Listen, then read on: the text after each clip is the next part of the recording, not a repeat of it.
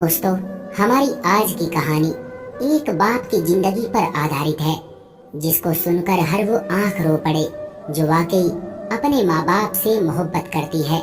कहानी को पूरा सुनिएगा, बहुत ही जबरदस्त कहानी है। मैं सुमैया महमूद एक आम सी घरेलू औरत हूँ। हम मियाँ बीवी में बहुत मोहब्बत और चाहत थी। मेरे पति महमूद बहुत अच्छी आदत के थे, लेकिन मेरी भी यही कहानी है जो अक्सर औरतों की होती है।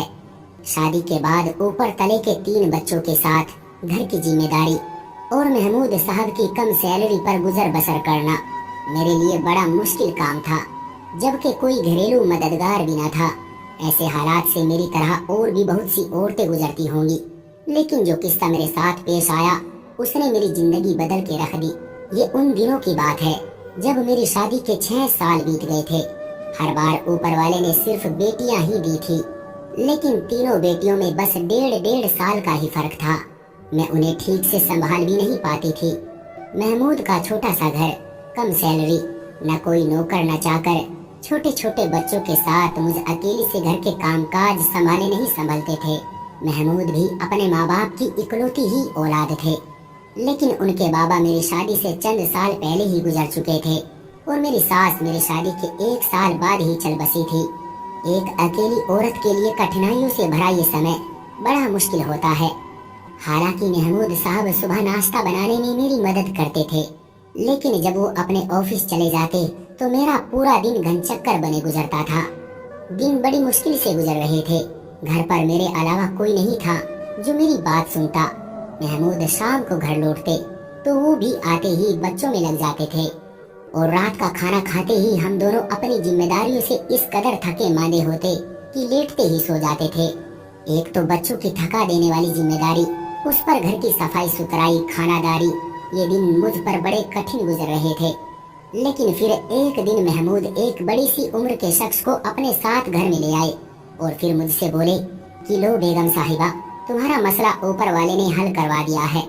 आज से नौकर तुम्हारे सारे काम कर दिया करेगा और बच्चों को भी संभाल लेगा। तुम इनसे जो काम कहोगी ये इनकार नहीं करेगा। बस शाम को 7 बजे के बाद वापस चला जाया करेगा। महमूद मुझसे कहने लगे कि ये बुजुर्ग मेरे ऑफिस के बॉस के घर के नौकर हैं। वो लोग कुछ महीने के लिए दुबई घूमने फिरने गए हैं और यहाँ उनका कोई करीबी रिश्तेदार भी नहीं है, इसलिए उन्होंने कहा है कि मैं उन्हें अपने साथ ले जाऊं। जो भी कामकाज हो तो बता देना। देखने में वो अच्छे खासे अधेड़ उम्र के थे। चेहरे पर शर्मिंदगी सी छाई हुई थी। सर के सारे बाल सफेद थे, नजरें झुकाए खड़े थे। सादे से कुर्ते पाजामे में चेहरे पर सफेद रेशमदार दाढ़ी। मैंने सोचा कोई औरत होती तो मुझे कुछ सुकून भी होता। ये बुजुर्ग आदमी भला मेरी क्या मदद कर सकते हैं, लेकिन महमूद के बॉस का हुक्म था तो इसलिए हम टाल नहीं सकते थे। वो सुबह 8 बजे तक घर पहुंच जाते थे और शाम को 7 बजे के बाद वापस चले जाते थे। घर का कामकाज मैं उनसे क्या करवा सकती थी। हाँ, उनके आने से ये जरूर हुआ था कि बच्चे उनके साथ बहल गए थे और फिर वो छोटे मोटे काम कर देते थे। वो मुझे बिटिया कहकर पुकारते थे। मैं किचन में बिजी होती तो खुद भी किचन में आ जाते और कहने लगते कि बिटिया, मुझे चाय बनानी आती है और सब्जी भी अच्छी काट लेता हूँ। कोई काम हो तो बिना झिझक कह दिया करो। पुराना सा लिबास पहने, कांधे पर रुमाल लटकाए, वो गर्मी में माथे का पसीना पूछते हुए मेरा एहसास करने आ जाते। वो मेरे पिता की उम्र के थे। मुझे उन्हें काम कहते हुए भी शर्म आती थी। बड़े मियाँ, आप रहने दें। हम कौन सा अमीर है जो हमारा हुक्म पूरा करना आप पर जरूरी है। बस आप बच्चों को संभाल लिया करें और बाजार से सामान ला दिया करें। मुझे उनके आ जाने से बड़ी सहूलियत सी हो गई थी। बाजार की चीजें मैं उनसे मंगवा लेती थी और 7 बजते ही वो वापसी के लिए तैयार खड़े होते थे। फिर मुझसे इजाजत मांगते, बिटिया मैं जाऊं। जब मैं कहती हाँ जाएं, तो कहते कि मुझे 10 रुपये दे दे। पैसे तो मेरे पास अक्सर होते ही थे। मैं रोज 10 रुपये उनके मांगने पर उन्हें दे देती थी। एक बार मैंने उन्हें 100 का नोट दिया कि रख लें, लेकिन बड़े मियाँ ने वापस कर दिए। कहने लगे, बेटा सिर्फ 10 रुपये लूंगा। मैंने बहुत कहा कि मैं अपनी खुशी से 100 रुपये दे रही हूँ, लेकिन उन्होंने इनकार कर दिया। कहने लगे, बस 10 रुपये ही लूंगा। मुझे उनकी ये बात कुछ अजीब सी लगी।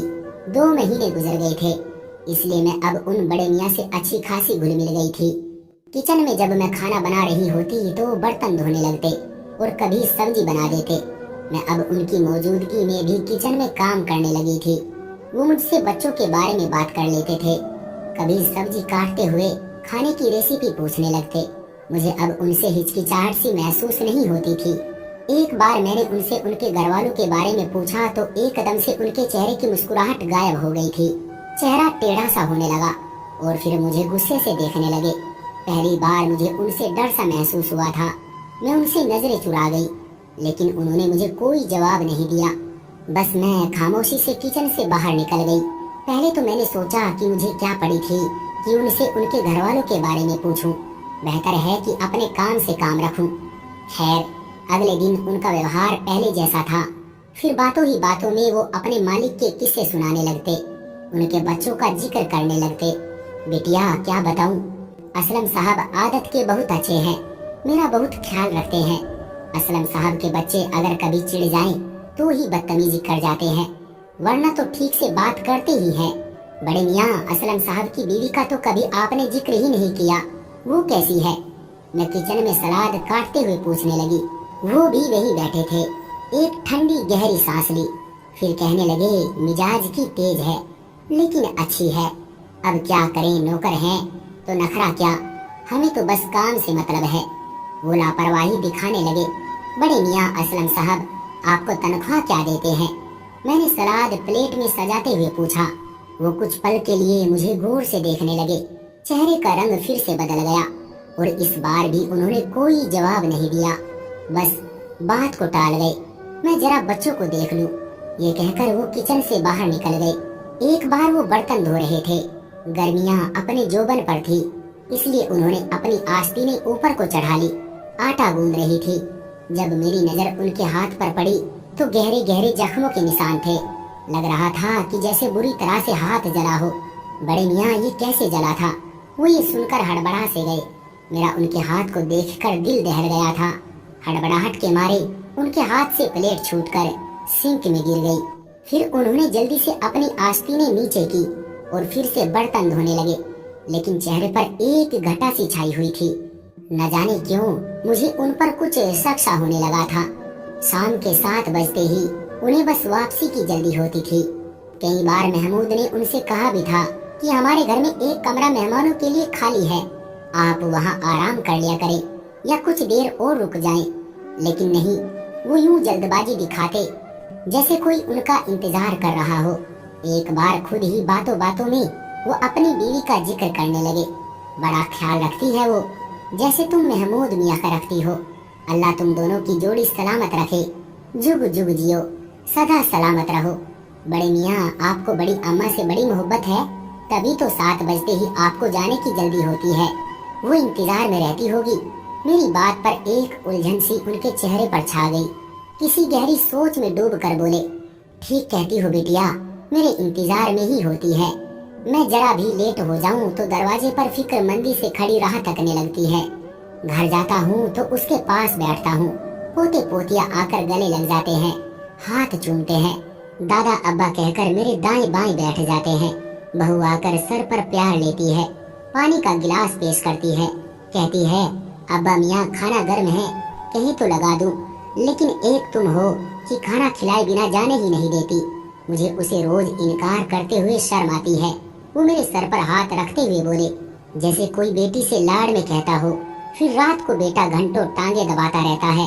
मैं कहता हूँ कि तुम खुद थके मांदे आते हो, फिर मुझे क्यों दबाने बैठ जाते हो? अरे मैं भी दिन भर करता ही क्या हूँ। महमूद मियाँ और सुमैया मुझे काम कहाँ करने देते हैं, मेरा बड़ा ख्याल रखते हैं।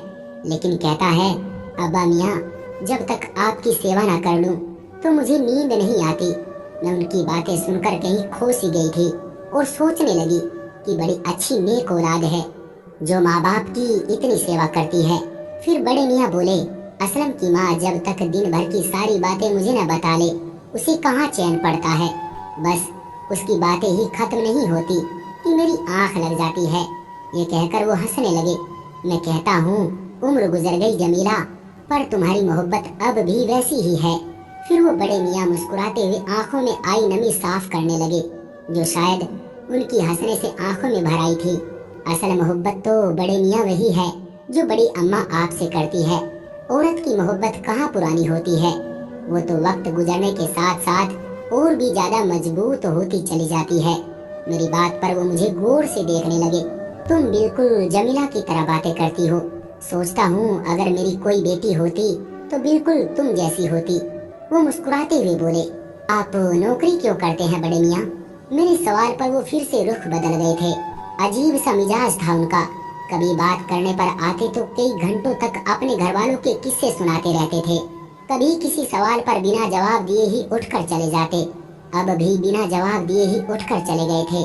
फिर मुझे एहसास हुआ कि शायद उन्हें पैसों की जरूरत होगी। बेटे की सैलरी ज्यादा नहीं होगी, तभी तो इस उम्र में मेहनत कर रहे हैं। मैंने महमूद से कहा कि आपका बॉस बड़े मियाँ को महीने की सैलरी तो देता ही होगा, जिससे उसका गुजर बसर तो हो ही जाता होगा। लेकिन अब आपके बॉस यहाँ नहीं है तो बड़े मियाँ के घर वालों को खर्च में मुश्किल होती होगी। आप जो आसानी से दे सकते हैं उन्हें दे दिया करें। मेरी बात सुनकर महमूद ने जवाब दिया, वाह क्या लगता है सुमैया, मैंने कोशिश नहीं की होगी, लेकिन वो ले तब ना, हर बार इनकार कर देते हैं। कहते हैं बेटा सुमैया दे देती है, वही मेरे गुजारे के लिए काफी है। महमूद की बात सुनकर इस बार मैंने ठान ली थी कि बड़े मियाँ से पूछूंगी जरूर कि 10 रुपए के नोट से आखिर होता क्या है।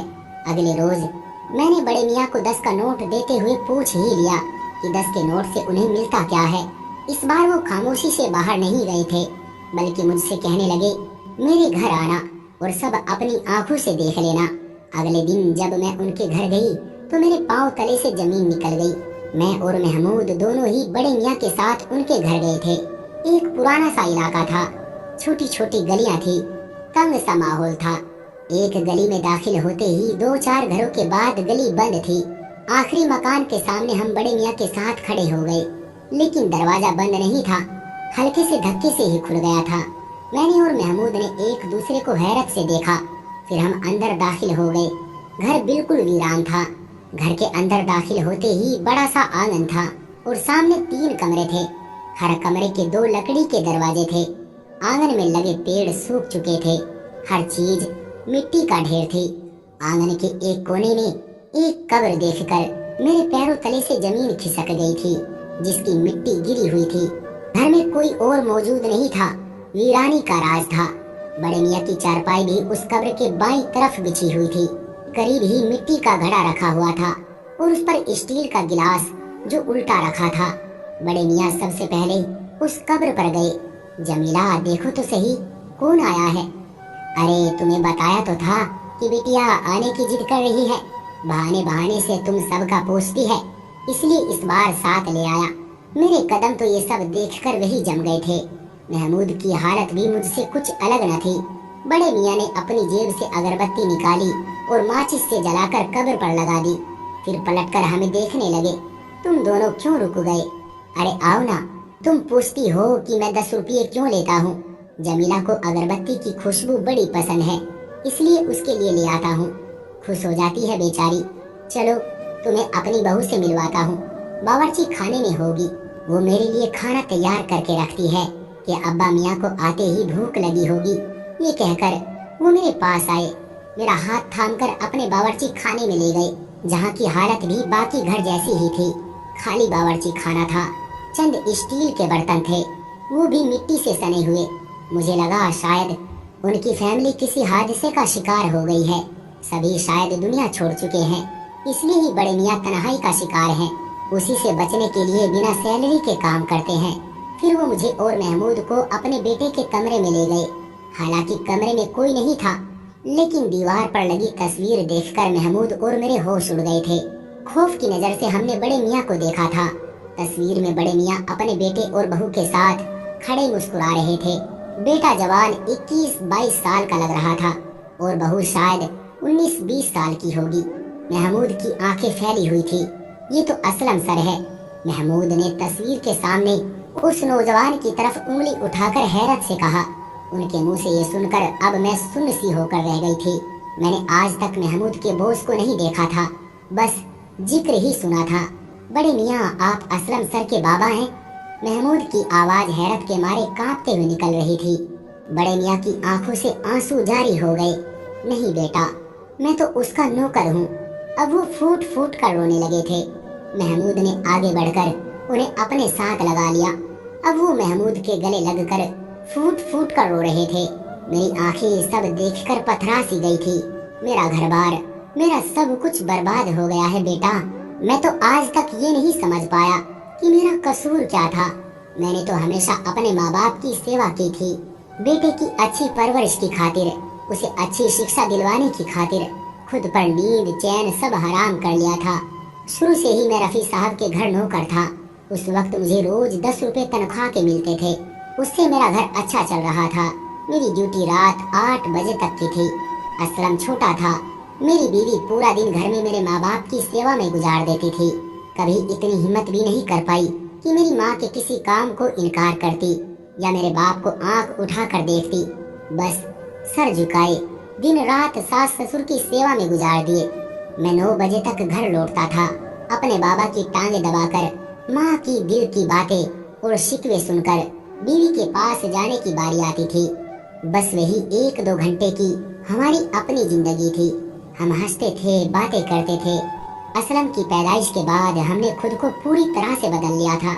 हमने सोचा कि हम तो शिक्षा से अनपढ़ हैं, इसलिए लोगों की नौकरी करके उनके झूठे खाने खाने पर मजबूर हैं। बेटा पढ़ लिख जाएगा तो हमारे भी दिन बदल जाएंगे। वक्त आगे बढ़ता रहा। मेरे माँ बाप भी एक के बाद एक दुनिया से चले गए। कब मैंने बाप की चारपाई संभाली और कब जमीला ने अम्मा की जगह ले ली, कभी खबर भी ना हुई। हमारे सहबाल, खूबसूरत जवानी, असलम की परवरिश और ख्वाहिशात के सामान इकट्ठे करते करते बुढ़ापे की दहलीज पर पहुंच गई। असलम अब नौकरी पर लग चुका था। मैंने अपने सेठ रफी साहब से कहकर असलम की उनके ऑफिस में नौकरी लगवा दी। वो भी मेरी बात मान गए, क्योंकि मैंने सारी जवानी उनके घर की सेवा में गुजारी थी। बस रोज के 10 रुपए की सैलरी पर बाकी वो अपने घर का बचा खाना और झूठे कपड़े दे देते थे, जिन्हें पहन पहन कर मैंने और जमीला ने वक्त गुजारा था। रफी साहब की एक ही बेटी थी, गुलनाज, इकलौती थी, इसलिए घमंडी और बदतमीज भी थी। मुझे तो नौकर कहकर पुकारती थी, लेकिन बहरहाल जब मैं नौकर था तो नखरे क्या दिखाता। बात यहीं तक रहती तो तकलीफ न देती। असलम की सैलरी अच्छी लग गई थी। मैंने सोचा अब हम दोनों बुढ़े बुढ़िया के भी दिन बदल जाएंगे। मैं भी अब नौकरी छोड़कर घर बैठ जाऊंगा। जो वक्त जवानी में बीवी को दे नहीं पाया, वो हम दोनों बुढ़ापे में साथ गुजार लेंगे। सोच तो यही थी कि जैसी सेवा जमीला ने मेरे माँ बाप की है, बहू भी वैसे ही हमारी भी करेगी। असलम की पहली सैलरी मिलने पर मैंने रफी साहब से कहा कि मुझे अब नौकरी से छुट्टी चाहिए। वो भी खुशी से मान गए। चंद महीने घर पर रहकर ही गुजारे थे कि एक दिन रफी साहब मेरे घर आए और गुलनाज के लिए असलम का रिश्ता मांगा। मैं तो हैरान रह गया, कहाँ असलम और कहाँ गुलनाज। असलम खूबसूरत था और मेहनती भी था। रफी साहब को और क्या चाहिए था। सारी जिंदगी मेरी तो गुलामी में गुजर गई थी, अब उन्हें असलम की गुलामी चाहिए थी। गुलनाज बेटी अगर किसी दूसरे घर विदा होकर जाती तो 4 दिन ना रह पाती, इसलिए असलम को फंसा लिया और मेरा बेटा भी दौलत देखकर हवा में उड़ने लगा। मेरे लाख समझाने पर भी गुल से शादी पर वो डटा रहा। बहरहाल मुझे ही आखिर में बेटे की ख्वाहिश के सामने सर झुकाना पड़ा। गुलनाज चंद दिन ही हमारे घर की जीनत बनी, फिर असलम को भी अपने साथ ले गई। जमीला बहुत रोई थी, लेकिन मैंने उसे समझाया कि बेटे की अपनी जिंदगी है, उसे गुजारने दो। वो कहने लगी कि मैंने भी तो अपनी जवानी अपनी ख्वाहिशात पर मिट्टी डालकर असलम की ख्वाहिशात को पूरा करने में उम्र गुजार दी। क्या ये दिन देखने के लिए? मैंने कहा वो हमारा फर्ज था। वो रोने लगी, कहने लगी उसका कोई फर्ज नहीं है। मैंने उसे बहुत बहलाया, लेकिन वो बीमार रहने लगी थी और असलम पहले पहले तो हफ्ते में 1 बार शक्ल दिखा जाता था। घर के खर्चे के लिए पैसे भी दे जाता था, लेकिन फिर उसका आना जाना कम हो गया। मैंने जब देखा कि बेटा अब खर्चा भी नहीं देता तो किसी और घर में नौकरी कर ली। जमीला की जवानी भी मेरा इंतजार करते करते गुजरी थी और बुढ़ापा भी इंतजार की नजर हो गया। मुझे अगर जरा देर हो जाती तो दरवाजे की दहलीज पर खड़ी मेरा इंतजार करती रहती थी और यही इंतजार उसे एक दिन कब्र में ले गया। मैं अकेला रह गया। मुझे अपने घर से बड़ा प्यार था, इसलिए मैंने जमीला को कहीं नहीं जाने दिया और यहीं इसी आंगन की कच्ची जमीन में दफना दिया। असलम मुझे जबरदस्ती अपने साथ ले गया। मैं दिन वहाँ गुजार लेता था, लेकिन रात को मुझे लगता था कि जमीला अकेली है, इसलिए वापस घर पर ही रात गुजारता था। गुल ने तो कभी मुझे अपना बाप समझा ही नहीं, आज तक मुझे नौकर कहकर पुकारती है। असलम अब भी उसके एहसानों के हाथ तले दबा हुआ है, इसलिए कुछ नहीं कहता।